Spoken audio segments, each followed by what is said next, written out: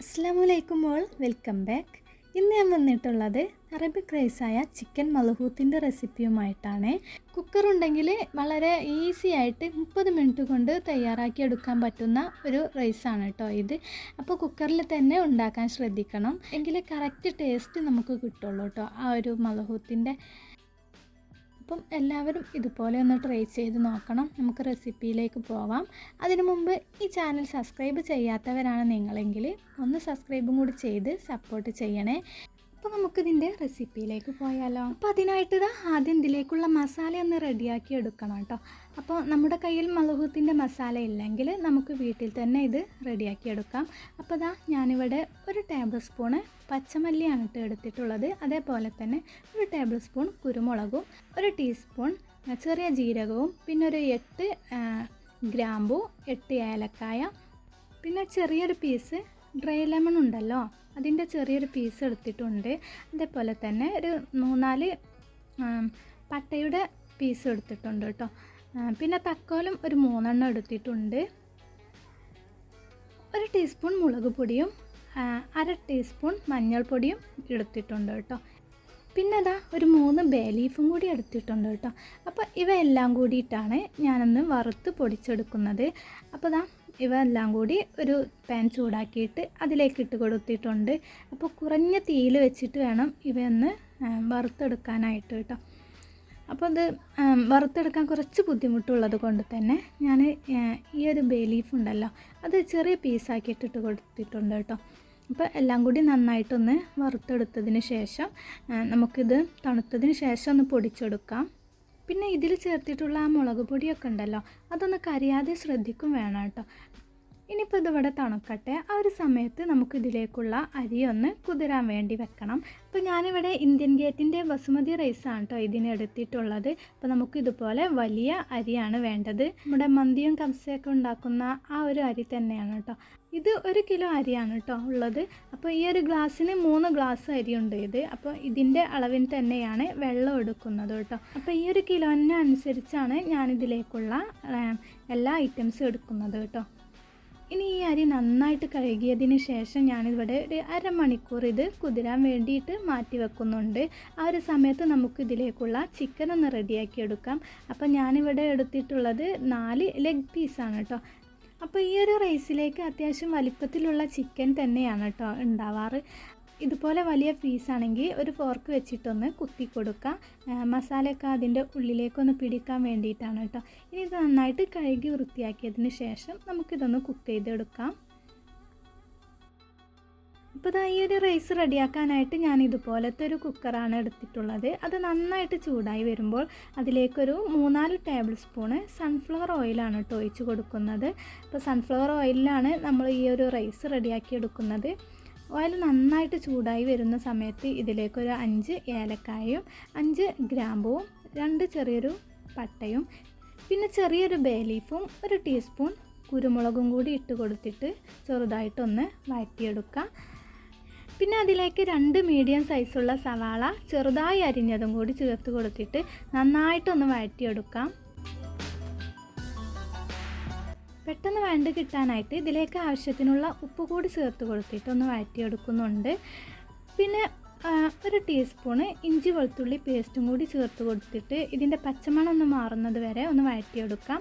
അതിനുശേഷം ഇതിലേക്ക് ഒരു വലിയൊരു തക്കാളി ചെറുതായി കട്ട് ചെയ്തതും കൂടി ചേർത്ത് കൊടുത്തിട്ട് തക്കാളി ഒന്ന് വഴറ്റിയെടുക്കാം. ചെറുതായിട്ടൊന്ന് വഴണ്ട് കിട്ടുന്ന ആ ഒരു സമയത്ത് ഇതിലേക്ക് വലിയ 2 തക്കാളി ഞാൻ മിക്സിയുടെ ജാറിലിട്ടിട്ട് ഒന്ന് പേസ്റ്റാക്കി എടുത്തിട്ടുണ്ടായിരുന്നു. അതും കൂടി ഇതിലേക്ക് ഒഴിച്ച് കൊടുക്കുക കേട്ടോ.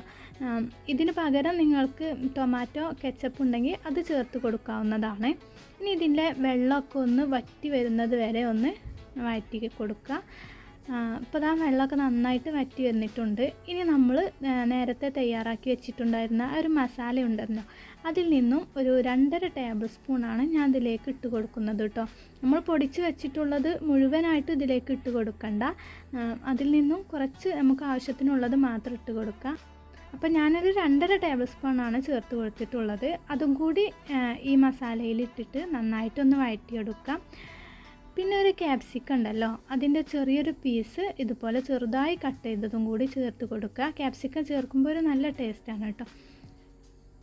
അതിനുശേഷം നമ്മൾ കഴുകി മാറ്റി വെച്ചിട്ടുണ്ടായിരുന്ന ചിക്കന് മുഴുവനായിട്ട് ഇതിലേക്ക് ഇട്ട് കൊടുത്തിട്ട് ചെറുതായിട്ടൊന്ന് ഇതിൻ്റെ ഈ റോസ് കളറൊന്ന് മാറി വൈറ്റ് കളർ ആവുന്നത് വരെ ഒന്ന് വഴറ്റി കൊടുക്കുക. ഒരു 3-4 മിനിറ്റ് മതി കേട്ടോ. ഇതുപോലെ ഇതിൻ്റെ കളറൊന്ന് മാറി വരുന്നത് വരെ ഒന്ന് വഴറ്റി കൊടുക്കുക. അതിനുശേഷം ഇതിലേക്ക് വെള്ളം ഒഴിച്ച് കൊടുക്കണം. അപ്പോൾ ഈ ഒരു ഗ്ലാസ്സിലാണല്ലോ നമ്മൾ അരി അളന്നിട്ടുള്ളത്. അപ്പോൾ 3 ഗ്ലാസ് അരിയാണ് ഉണ്ടായിട്ടുണ്ടായിരുന്നത്. അപ്പോൾ ഒരു ഗ്ലാസ് അരിക്ക് 1.5 ഗ്ലാസ് വെള്ളം എന്ന രീതിക്കാണ് എടുക്കേണ്ടത്. അപ്പോൾ 4.5 ഗ്ലാസ് വെള്ളമാണ് നമുക്ക് ഈ ഒരു റൈസ് വേവിക്കാൻ വേണ്ടിയിട്ട് ആവശ്യം കേട്ടോ. അപ്പോൾ അത് മുഴുവനായിട്ട് ഉപ്പ് ഒഴിച്ച് കൊടുക്കണ്ട. ഈ ഒരു ചിക്കൻ വേകാനായിട്ട് 1.5 ഗ്ലാസ് വെള്ളം ആദ്യം ഒഴിച്ച് കൊടുക്കാം. ഇതിലേക്ക് ഇനി ഉപ്പ് ആവശ്യമുണ്ടെങ്കിൽ അതും കൂടി ചേർത്ത് കൊടുത്തിട്ട് ഒന്നും കൂടി ഒന്ന് മിക്സാക്കി കൊടുക്കുക. അതിനുശേഷം അടച്ച് വെച്ചിട്ട് കുക്കറിൽ ഒരൊറ്റ വിസിൽ വരുന്നത് വരെ ഒന്ന് കുക്കാക്കി എടുക്കാം.